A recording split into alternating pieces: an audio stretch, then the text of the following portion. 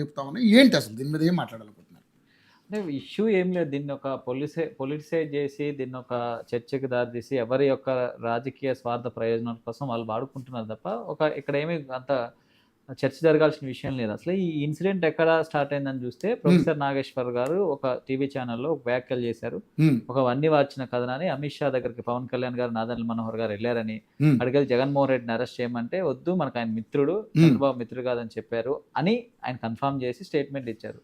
Statement ఇచ్చినప్పుడు మేము Janasena party కాదు, మా పార్టీకి నష్టం కలిగే చర్య, అట్లానే కూటమిని విచ్ఛిన్నం చేసే చర్య కాబట్టి మేము దాన్ని ఖండించి మేమేం చెప్పినామంటే ప్రొఫెసర్ నాగేశ్వర్ ప్రజాస్వామ్యయుతంగా చట్టబద్ధంగా మేము అడిగినాం. ఏమని అడిగినాం? వ్యాఖ్యలు వెనక్కి తీసుకొని అడిగినాం. ఇంకొన్నాళ్ళ కొంతమంది కొంచెం చట్టం అంతా ఇంకా గౌరవం ఉన్న వాళ్ళు ఏం చేశారు, కంప్లైంట్ చేశారు. ఏం కంప్లైంట్ చేశారు? ఇది కూటమి విచ్ఛిన్నం చేసే పరిస్థితిలో ఉంది, కొంత విద్వేషాలు రేగొచ్చే ఉంది కానీ కంప్లైంట్ చేశారు. సో ఈ రెండు కూడా చట్టబద్ధంగా జరిగిన వ్యవహారాలు, రాజ్యాంగ పరంగా జరిగిన వ్యవహారాలు తప్ప మేమేదో ఆయన మీద దాడి చేయలేదు, లేకపోతే ఆయన మీద బూతులతో విరుచుపట్టడం అలాంటివి ఏం చేయలేదు.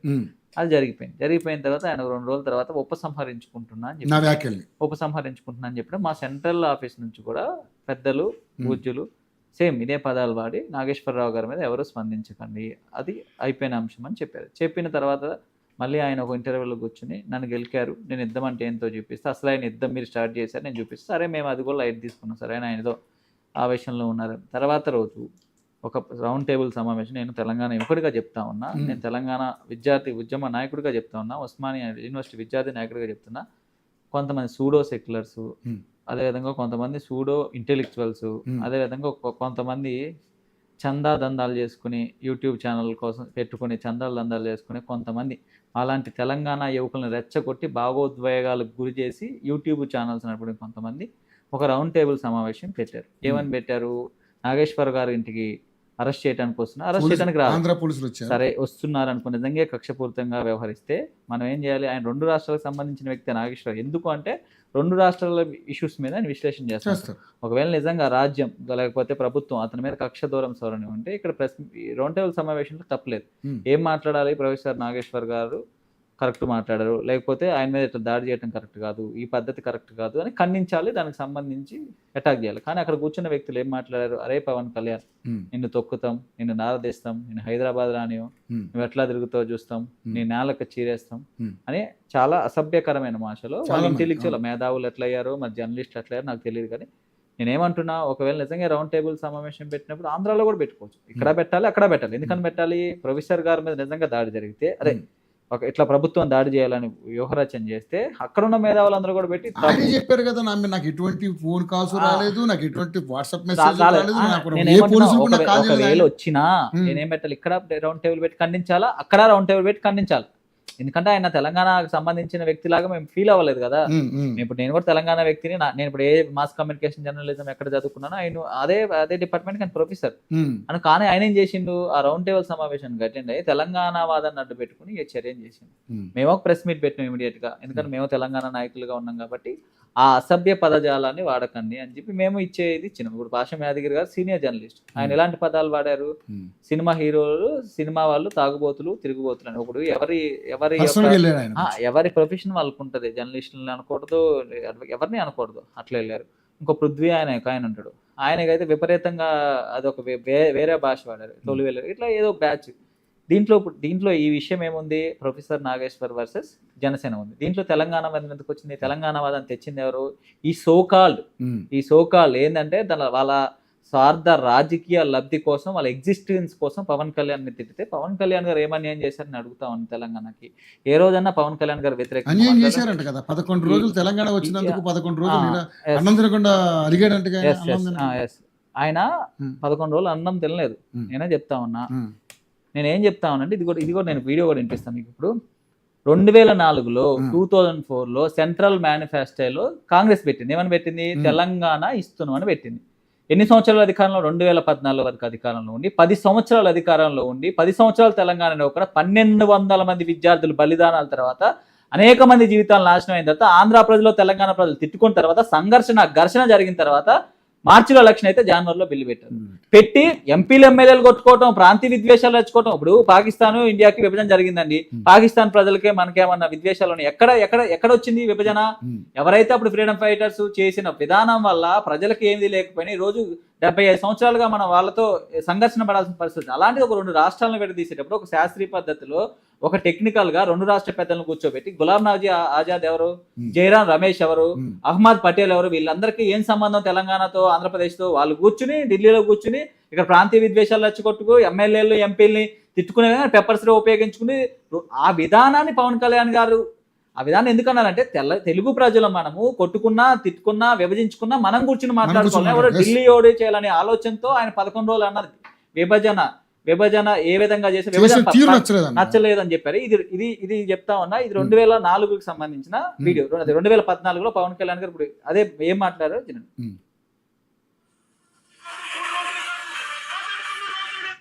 ఒక్క నిమిషం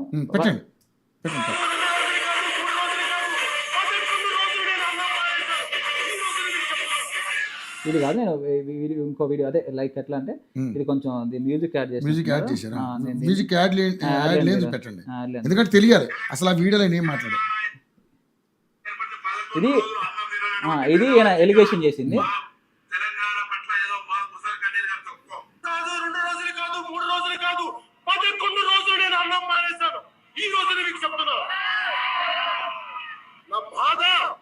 తెలంగాణ ఇచ్చినందుకు కాదు, 2004లో కాంగ్రెస్ పార్టీ మీకు తెలంగాణ ఇస్తాను అన్న తర్వాత మీరు ఎందుకు ఆగారు అంటే మీ ముఖ్యమంత్రులు ఒకలాగా. నా బాధ తెలంగాణ ఇచ్చినందుకు కాదు విభజించిన విధానాన్ని బట్టి అని చెప్పింది. అదే కదా ఇప్పుడు ఆయన స్టేట్మెంటే కదా వీళ్ళు తిప్పేది. ఆ స్టేట్మెంట్ చెప్పింది. ఇంకొక స్టేట్మెంట్ మీకు వినిపిస్తా. ఇది ఒక్క స్టేట్మెంట్ కొంచెం దయచేసి. ఇది 2009లో చేసి తెలంగాణకి సపోర్ట్ చేస్తున్నా అని చెప్పింది పవన్ కళ్యాణ్. తెలంగాణ ఏర్పాటు ప్రజారాజ్యం పార్టీ ఇప్పటికే తెలంగాణకు సంబంధించి మీ ఆలోచన ఏంటి అసలు వ్యక్తిగతంగా చెప్పండి. ఎందుకంటే ప్రజారాజ్యం పార్టీ ఇప్పటికే వ్యక్తిగతంగా ఎట్లా ప్రజారాజ్యం పార్టీ ఇప్పటికే చెప్పండి. ప్రజారాజ్యం పార్టీ ఇప్పటికే సామాజిక తెలంగాణకు మేము అనుకూలం అని చెప్పింది. ప్రత్యేక తెలంగాణ రాష్ట్ర ఏర్పాటుకు సంబంధించి మీ అభిప్రాయం ఏంటి? ఉద్యమం చాలా తీవ్రంగా నడుస్తుంది. ఆల్మోస్ట్ చాలా పార్టీలు ఇప్పుడు ప్రత్యేక తెలంగాణకు అనుకూలంగా ఉన్నాయి. ప్రత్యేక తెలంగాణ చేయాలనే డిమాండ్ చేస్తున్నాయి. మీరేమంటారు అనేది నా క్వశ్చన్. వ్యక్తిగతంగా మీరు భారతదేశం నుంచి విడిపోవట్లేదు కదా. భారతదేశం నుంచి విడిపోతున్నప్పుడు నేను అభిప్రాయం చెప్తాను. ఇది భారతదేశం నుంచి విడిపోయినప్పుడు సమస్య ఉంది. ఆంధ్ర నుంచి విడిపోతారు సెపరేట్ తెలంగాణ అనేది విడిపోవాలి. తెలంగాణ కానీ ఏదైనా సరే అన్ని భారతదేశం అంతర్భాగమే కదా. నేను చాలా స్పష్టంగా చెప్పాను, భారతీయుడిగా నాకు ఏ సమస్య లేదు, నాకు ఇష్టం. నా హీరోల తెలంగాణ ఏం చెప్పారు 2009లో ఆయన ఏం చెప్పారు? నాకు తెలంగాణ విడిపోవటంలో ఎలా సమస్య లేదు, తెలంగాణ ఆంధ్ర విడిపోయినా భారతదేశంలోనే ఉంటుందని చెప్పారు. క్లియర్ కట్ గా 2009లో ఇది చెప్పారు. ఉస్మానియా యూనివర్సిటీ ఆర్ట్స్ కాలేజ్కి వేదికగా సామాజిక తెలంగాణకు నేను సపోర్ట్ చేస్తాను పవన్ కళ్యాణ్ గారు చెప్పారు. ఇవన్నీ కనపడవు, ఇవి తిప్పుతా ఉంటారు. 2014లో నిజంగా వ్యతిరేకించింది ఎవరో? CPM party వ్యతిరేకించింది. అఫీషియల్ గా మేము రాష్ట్రాలు విభజించడానికి ఆ సిపిఎం పార్టీ తెలంగాణలో ఉండొచ్చు. ఎంఐఎం పార్టీ రాయల్ తెలంగాణ కావాలి, మేము తెలంగాణ వ్యతిరేకం అని చెప్పింది. వాళ్ళతో వీళ్ళు పొత్తులు పెట్టుకుంటారు, సిపిఎం పార్టీతో పొత్తులు పెట్టుకుంటారు. అనిరుద్ రెడ్డి అని ఒక ఎమ్మెల్యే వచ్చి మాట్లాడుతున్నారు, అనిరుద్ రెడ్డి అని. ఆయన 2014లో తెలంగాణ వచ్చే టైంకి ఆయన వైసీపీ పార్టీలో ఉండదు. ఆయన వైఎస్ఆర్ కాంగ్రెస్ పార్టీలో. అదే వైఎస్ఆర్ కాంగ్రెస్ పార్టీ 2014లో తెలంగాణకు వ్యతిరేకంగా లెటర్ ఇచ్చింది. ఇప్పుడు చెప్పండి, ఎవరు తెలంగాణ వ్యతిరేకం? పవన్ కళ్యాణ్ గారు ఏ విధంగా తెలంగాణ వ్యతిరేకం అయ్యారు? ఆంధ్ర గడ్డ మీద నుంచి 100 సార్లు నాకు తెలంగాణ ఉద్యమ స్ఫూర్తి, నాకు పార్టీ పెట్టని ధైర్యం ఇచ్చినట్టు మాట్లాడాడు. తెలంగాణలో కులాల కుంపట్లుండో చాలా ఫెయిర్ గా జడ్జి చేస్తారు, చాలా చక్కని సంస్కృతి సంప్రదాయాలు ఉంటాయి, ఆంధ్రాలో కులాల కుంపట్లు ఉంటాయని ఆంధ్రప్రదేశ్ గడ్డ మీద నుంచి చెప్పింది. ఇంకా తెలంగాణకి ఏ విధంగా వ్యతిరేక అడుగుతున్నా? ఇంకా పవన్ కళ్యాణ్ తెలంగాణ రాకూడదని మాట్లాడుతూ ఉన్నారు. ఎందుకు తెలంగాణ రాకూడదు? ఈ రోజున తెలంగాణకి జనసేన పార్టీ యొక్క నెసెసిటీ ఉంది. ఈరోజు నేను చెప్తా ఉన్నా, నేను కూడా విద్యార్థి నాయకుడిగా ఈ రోజున ఒక ఉస్మానియా విద్యార్థి నాయకుడు ఉండి మానవతరాయ్ గారు మీకు తెలుసు, ఎన్ని సంవత్సరాల నుంచి పనిచేస్తున్నారని. దుర్గం భాస్కర్ గారు తెలుసు, తర్వాత దరువు ఎల్లన్న గారు తెలుసు, బాలలక్ష్మి గారు తెలుసు, చరణ్ కౌశిక్ యాదవ్ గారు తెలుసు. వీళ్ళంతా ఉస్మానియా, వీళ్ళందరికీ ఎమ్మెల్యే సీట్లు ఇచ్చింది కాంగ్రెస్ పార్టీ. ఎవరికి సీట్లు ఇచ్చింది? మైనంపల్లి రోహిత్కి, మైనంపల్లి హనుమంతరావు కొడుకు ఇచ్చింది. జానారెడ్డి కొడుక్కి ఎంపీ సీటు, ఎమ్మెల్యే సీట్ ఇచ్చింది. తర్వాత యశస్విని రెడ్డి, ఆమె ఎవరండి, ఎక్కడో యుఎస్ నుంచి వచ్చిన ఆమెకి సీట్ ఇచ్చింది. పరణికా రెడ్డి అంట, వాళ్ళ తాత ఎమ్మెల్యే అంట, వాళ్ళ నాన్న ఎమ్మెల్యే అంట, ఆయనకి ఇచ్చింది. అంటే తెలంగాణలో పెట్టుబడిదారులకి వారసత్వంగా వచ్చేకి సీట్లు ఇస్తారు. కేటీఆర్ గారికి మినిస్టర్ పదవి వచ్చింది, హరీష్ రావు గారికి మినిస్టర్ పదవి వచ్చింది, కవిత గారికి ఎంపీ సీట్ ఇస్తే ఓడిపోతే ఎమ్మెల్యే సీట్ ఇచ్చిండు. మరి పెర్మతిరావు గారు ఓడిపోతే ఎమ్మెల్యే సీట్ ఎందుకు ఇవ్వలేదని భుజస్కంధాల మీద పోసారు కదా వాళ్ళ విజయాన్ని. మరి గెలు శ్రీనివాస్ యాదవ్ గారికి ఎందుకు మినిస్టర్ ఇవ్వలేదండి? మరి మన మన తుంగతుర్తి ఎమ్మెల్యే గారికి ఎందుకు ఇవ్వలేదు? బల్కసుమన్ గారికి ఎమ్మెల్యే కాదండి, ఇప్పుడు కేటీఆర్ గారికి మినిస్టర్ ఇచ్చినప్పుడు మినిస్టర్ వాళ్ళు కదా ఓడిపోయినా, మన ఎమ్మెల్సీ వాళ్ళు కదా ఓడిపోయినా. ఇప్పుడు కౌశిక్ రెడ్డి ఎవరో వైఎస్ఆర్సీపీలో ఉండి కౌశిక్ రెడ్డి రాలేసింది కదా తెలంగాణ ఉద్యమకాలం, వాళ్ళకి సీట్లు ఇస్తారు. అంటే ఈ రోజు తెలంగాణలో ఏం జరుగుతుంది? పెట్టుబడిదారుల రాజ్యం నడుస్తుంది, అవినీతి రాజ్యం నడుస్తుంది, మళ్ళీ ఉద్యమకారుల విద్యార్థుల రాజ్యం అట్లా. దీనికి వేరే విధంగా పవన్ కళ్యాణ్ గారు ఏం చేశారు? నాకు సీట్ ఇచ్చారు 29 సంవత్సరాల వయసులో ఒక ఉస్మానియా విద్యార్థి నాయకుడికి. తెలంగాణలో ఖమ్మం నుంచి నేను పోటీ చేశాను, జనసేన బీజేపీ అలయన్స్ లో పోటీ చేశాను. సంపత్ నాయక్ అనే విద్యార్థి నాయకుడికి సీట్ ఇచ్చారు. ఈ రోజు మా తెలంగాణ అధ్యక్షుడు బీసీ, మా యువజన విభాగం అధ్యక్షుడు బీసీ, మా యొక్క స్టూడెంట్ వింగ్ అధ్యక్షుడు సంపత్ నాయక్ బంజారా, మహిళా విభాగం BC, GHMC BC, BC ST మైనార్టీలు కూడా మేము అవకాశాలు ఇస్తాం. ఇక్కడ మాత్రం బీసీ ఎస్టీ మైనార్టీలకు అవకాశాలు కూడా ఉండవు. ఇక్కడ ఒక సామాజిక న్యాయం ఉండదు, ఒక నీతి ఉండదు, నియమం ఉండదు, పెట్టుబడిదారులకు సీట్లు ఇస్తారు.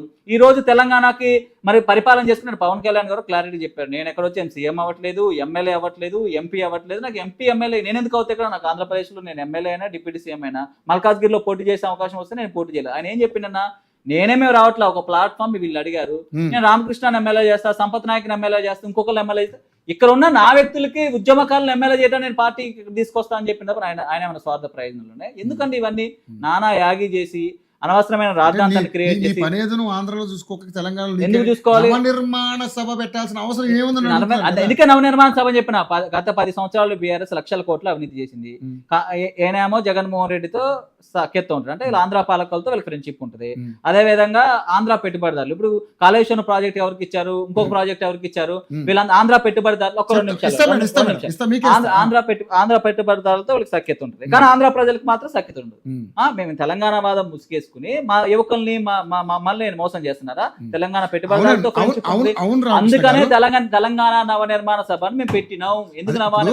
ఇప్పుడు తెలంగాణ వాళ్ళు తెలంగాణలో మోసం చేసుకుంటారు, ఏం చేసుకుంటారు వాళ్ళు చూసుకుంటారు. మీకు ఆంధ్ర వాళ్ళతో సోనియా గాంధీ ఎవరు, సోనియా గాంధీ ఎవరు, రాహుల్ గాంధీ ఎవరు, రేవంత్ రెడ్డి కేరళకి ఎందుకు ప్రచారం చేసిండు, పొన్నం ప్రభాకర్ కేరళకి ఎందుకు ప్రచారం చేసిండు? ఎందుకు ప్రచారం చేశారు? ఇటలీ పార్టీ అని చెప్తా, ఈ రోజు నేను ఉత్తరప్రదేశ్ పార్టీ అని చెప్తా. ఇంకొక జాతీయ పార్టీ ఉంది, ఆ జాతీయ పార్టీకి అక్కడ వద్దండి. సిపిఎం ఎక్కడ, సిపిఐ ఎక్కడ, ఎక్కడో రష్యా నుంచి తెచ్చిన ఐడియాలజీ ఇక్కడ చేస్తున్నారు. వాళ్ళ లెఫ్ట్ ఐడియాలజీ ఎంత అయిపోయింది ఈ రోజు, ఎంత అయిపోయింది ఈ రోజున. తెలంగాణలో అవి వాదాలు అడ్డు పెట్టుకుని ఈ రోజు ప్రజలను మోసం చేస్తా ఉన్నారండి. ప్రజలకు అన్యాయం జరుగుతుంది. నిరుద్యోగం గురించి మాట్లాడరు వీళ్ళు, విద్యార్థుల సమస్యల గురించి మాట్లాడరు, ఉద్యోగుల సమస్య గురించి మాట్లాడరు, రైతులు చాలా ఇబ్బందులు పడుతున్నారు.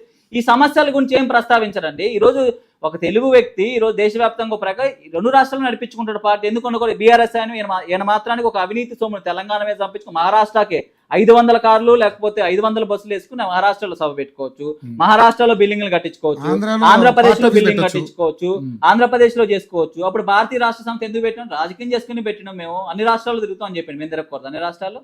ఏం అన్యాయం చేసింది పవన్ కళ్యాణ్ తెలంగాణ? ఏ తెలంగాణకి ఇష్యూ వచ్చినా జిహెచ్ఎంసీ వరదలప్పుడు 2 కోట్ల రూపాయలు ఇచ్చింది. కరోనా చేసిన సాయం చెప్పుకుంటూ ఇప్పుడు పవన్ కళ్యాణ్ గారు సొంత మనీ ఇచ్చారండి. అప్పటి వీటిలో పవన్ కళ్యాణ్ గారు కన్నా ఎక్కువ ఆస్తులు రేవంత్ రెడ్డి, కేసీఆర్ గారు, కేటీఆర్ గారు అందరూ చూపించారు. ఒక్కళ్ళన్నా వ్యక్తిగత డబ్బులు ఒక 10 లక్షలు ఇవ్వమనండి. రేవంత్ రెడ్డి గారినో, కేసీఆర్ గారినో, కేటీఆర్ గారినో, కవిత గారు కూడా మాట్లాడబట్టే. నాకన్నా చిన్న స్థాయి ఆమెదే. కేసీఆర్ కూతురు కాకపోతే కవిత ఎవరండి? కేసీఆర్ కూతురు కాకపోతే కవిత ఎవరు? సో వీళ్ళంతా నేను చెప్తున్నా, వ్యక్తిగత ఆస్తులు కొంచెం తీసేయండి. 100 కోట్ల 1000 కోట్ల రూపాయలు ఉన్నాయి కదా, మీరు చేసిన పని చెప్పుకోకపోతే అట్లా కష్టాజితం అండి, కష్టాజితం చేసుకున్న పని. ఈ రోజు తెలంగాణ ఆకాంక్షలు జరగాలంటే మాలాంటి యువతకు రాజకీయ అవకాశాలు రావాలి, మహిళలకు అవకాశం రావాలి, ఉద్యమకారుల అవకాశాలు రావాలి. అవకాశం జనసేన పార్టీ ఖచ్చితంగా రాబోయే రోజులు ఇస్తుంది. మాకు ఇచ్చిన అవకాశం నేను పర్ఫెక్ట్ ఎగ్జాంపుల్. నేను ఇంకా ఇంతకన్నా బలంగా ఏం చెప్పగలను? మీరు ఇవ్వండి, దమ్ముంటే ఈ రోజు చెప్తున్నా మానవత రాయకు అవకాశం ఇవ్వండి. ఎందుకు ఎవరో అంటే పర్ణికార్ రెడ్డి, మైనంపల్లి రోహిత్ ఎవరు? మైనంపల్లి రోహిత్ ఎవరు? మైనంపల్లి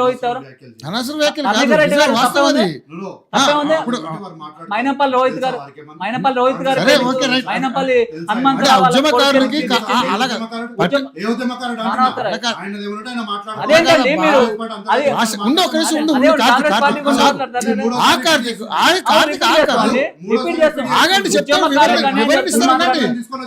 ఉద్యమకారుల నుంచి మాట్లాడుతామండి. మంచిగా మాట్లాడు. వ్యక్తిగతంగా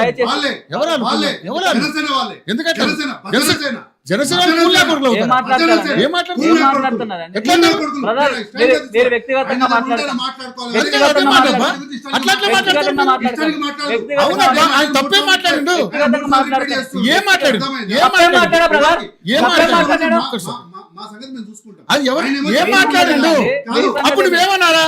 కాదు. అప్పుడు మీరు ఏమనాలి? కాదు ఒక్క సాగండి. మానవత్రాయ్ గురించి, చరణ్ కౌశిక్ అవును, గురించి, తప్పే ఉంది. మా ఉద్యమకారులు, మా తెలంగాణ ఉద్యమకారులు, మా తెలంగాణ ఉద్యమకారులు, మా ఉద్యమకారులు మేము అవకాశం ఇచ్చిన తెలంగాణ డివైడ్ చేసిన 1200 బలిదానాల మీద అవమానపరిచినప్పుడు ఏ సారే కొమ్మలు వండుకున్నాను అని అడుగుతున్నా. కార్తీక్ ఒక్కరు అనవసరంగా కాంగ్రెస్ పార్టీ నుంచి నోరు వారేసుకోవద్దు, అర్థమైందా? అనవసరంగా నోరు వారేసుకోవద్దు, నోరు వారేసుకోవద్దు. ఆయన ఏమంటే ఆయన గురించి మాట్లాడాలి, అర్థమైందా? మీకు తెలుసా పర్ణికారెడ్డి గురించి? మీకు తెలుసా? పర్ణికారెడ్డి గారి గురించి తెలుసా? ఏం తెలుసా పర్ణికారెడ్డి గారి గురించి? అలాంటి వాళ్ళు ఎందుకు గుర్తించారు? ఎవరు గుర్తించలేదు, ఎవరు గుర్తించలేదు? చరణ్ కౌశిక్ గారు చైర్మన్ అయ్యండి, ఈ రోజు చరణ్ కౌశిక్ గారు చైర్మన్ అయ్యిండు, అర్థమైందా? పెద్ద పదవులు ఏమైనా ఇచ్చే వాళ్ళకి ఎమ్మెల్సీ పెద్ద పదవులు కదా, ఆయన రాష్ట్రంలో చైర్మన్ ఈ రోజు దానికి చైర్మన్ అయినా వాళ్ళ పార్టీ వాళ్ళు ఇష్టమండి వాళ్ళు ఏమైనా మేము ఎవరు వేసుకుంటాము. ఇది ఎవరో నువ్వు చెప్పు, నువ్వేందో నీకేందో ఎమ్మెల్యే టికెట్ ఇచ్చినాను, మరి పీ కట్టలు కట్టావు ఎమ్మెల్యే టికెట్ ఇస్తే మీరు ఆ మాటను ఉపసంహరించారు. ఎందుకు ఉపసంహరించారు? భజనసేన ఇది, అర్థమైందా? ఎందుకు చేసుకుంటారు? మీకు ఏమైనా ప్రేమ చూపించుకోండి, కానీ నా దగ్గర పర్ణికారెడ్డి గారి గురించి ఏందో తెలుసా మీకు? పర్ణికారెడ్డి గురించి తెలుసా? తెలుసా?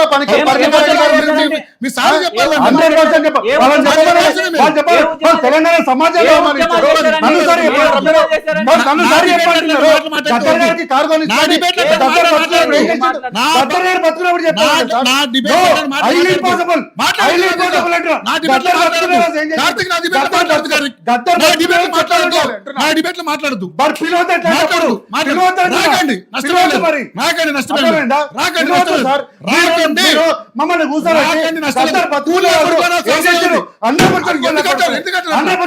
మమ్మల్ని బీజేపీ పార్టీ కూలికి మాట్లాడుతూ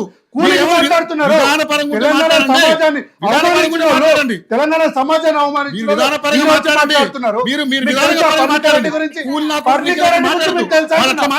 పార్టీ గురించి పార్టీ నాయకుల గురించి వాళ్ళకెందుకు? అదేనండి ఓకే, ఒకటికి 3 సార్లు మాట్లాడుతున్నాయి. ఓపికతో కూర్చుంటే ఒకటికి 3 సార్లు మాట్లాడుతున్నారు. ఏమన్నారు మిమ్మల్ని? మిమ్మల్ని కూలా కొడుకు మిమ్మల్ని వాళ్ళకెందుకేలే వీళ్ళకెందుకు? సోనియా గాంధీ గురించి, రాహుల్ గాంధీ గురించి మాట్లాడతారు. మీ స్థాయి ఏంది అసలు? మీ స్థాయి ఏంది?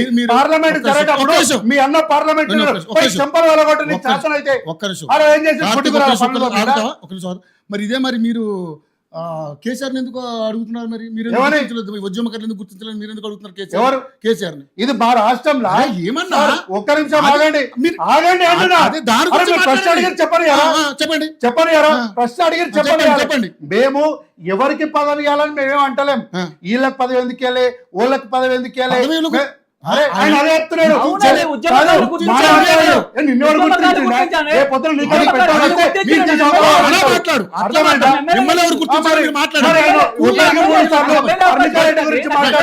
పర్ణికారెడ్డి గురించి ఈ మోతవారికి ఏం తెలుసు? పర్ణికారెడ్డి గురించి మోతవారికి ఏం తెలుసు అని అడుగుతున్నా. మాట్లాడాలి పర్ణికారెడ్డి గురించి మాట్లాడుతున్నాడు. పర్ణికారెడ్డి గురించి నాకు ఏం తెలుసు? ఏం తెలుసు నాకు? నీకు చేత కాకపోతే అర్థమైందా? కార్తీక్ నేను ముందే చెప్పాను.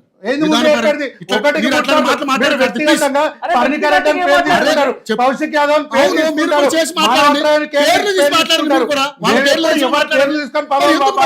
ఎందుకు మాట్లాడదు? మీకేం తెలుసు?